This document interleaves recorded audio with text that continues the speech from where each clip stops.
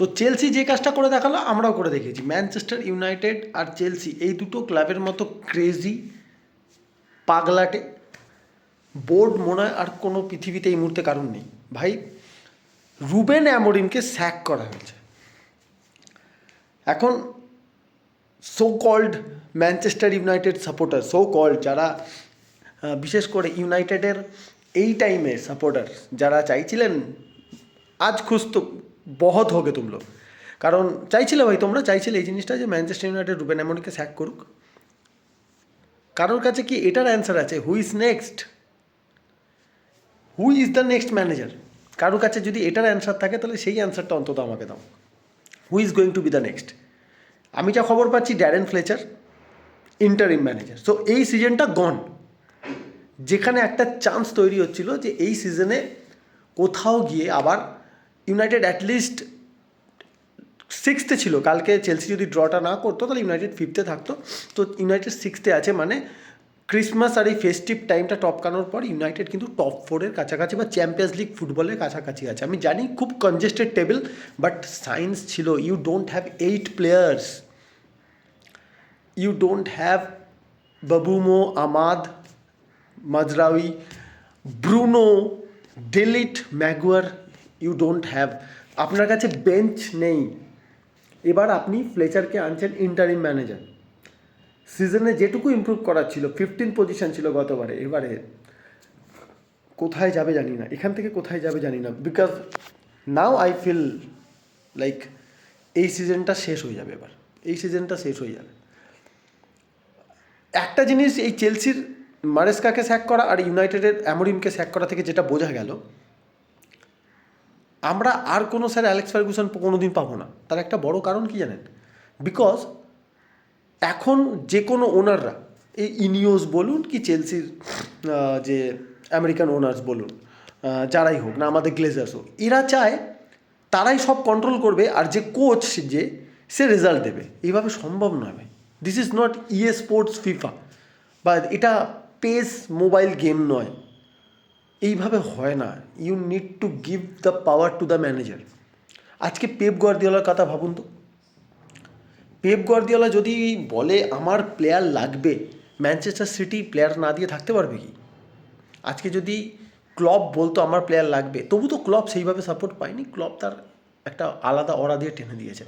আর্টেটার কথা ভাবুন, long term প্রজেক্টে সময় লাগে ইনিশিয়ালি, বাট এখন আর্সেনালকে যে ইনভিনসিবল লাগছে, আবার তারা মানে আনপ্লেয়েবল আনডিফিটেবল একটা টিম হয়ে দাঁড়াচ্ছে আস্তে আস্তে। এটা একটা লং টার্ম প্রজেক্টের পার্ট।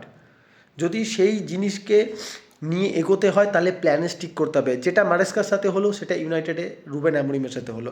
মারেস্কা একটা এক্সপিরিয়েন্স স্ট্রাইকার, একটা এক্সপিরিয়েন্স সেন্টার ব্যাক চেয়েছিল যাতে টিমে স্টেবিলিটি আনা যায়। ইউথকে প্রমোট করা যাবে ঠিক আছে, বাট স্টেবিলিটি দরকার।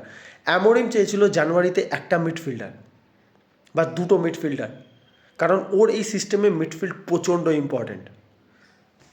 কিন্তু আমাদের বোর্ড, আমি প্রথমে ইনিয়েসকে নিয়ে খুব পজিটিভ ছিলাম, বাট আমি এখন বুঝতে পারছি দে আর অনলি দ্য পাপেটস অফ গ্লেজার্স, এর বাইরে আর কিছু না। আফটার ওলে গানা সলস্কার আমার মনে হয় না আমি আর এতটা আমার খারাপ লেগেছে কোনো কোচ স্যাক হওয়ার পর। কারণ আমি অনেস্টলি এটা ফিল করতাম, এবারও ফিল করছিলাম যে হ্যাঁ, রেজাল্ট দিতে পারছিল না রুবেন অ্যামোরিম গত সিজনে। এই সিজন নিয়ে আমি খুব পজিটিভ ছিলাম, কারণ সায়েন্স ছিল, পজিটিভ সেই দিকগুলো ছিল। এই সিজনে আমি খুব পজিটিভিটি দেখতে পাচ্ছিলাম টিমের মধ্যে।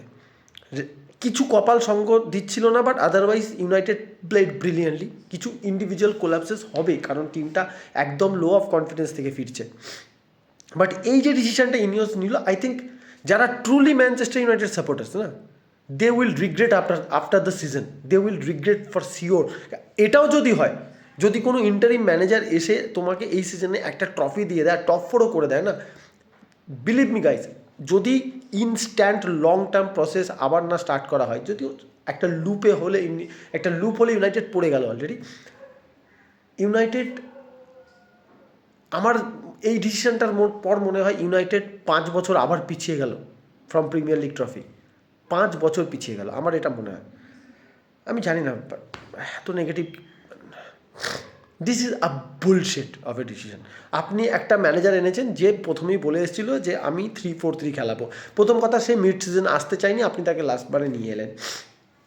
এই সিজনে তাকে যখন আপনি ব্যাক করার কথা, প্রপারলি ব্যাক করলেন না, আপনি তাকে মিডফিল্ডার দিলেন না, সে বাধ্য হয়ে ব্রুনোকে খেলালো মিডফিল্ডে।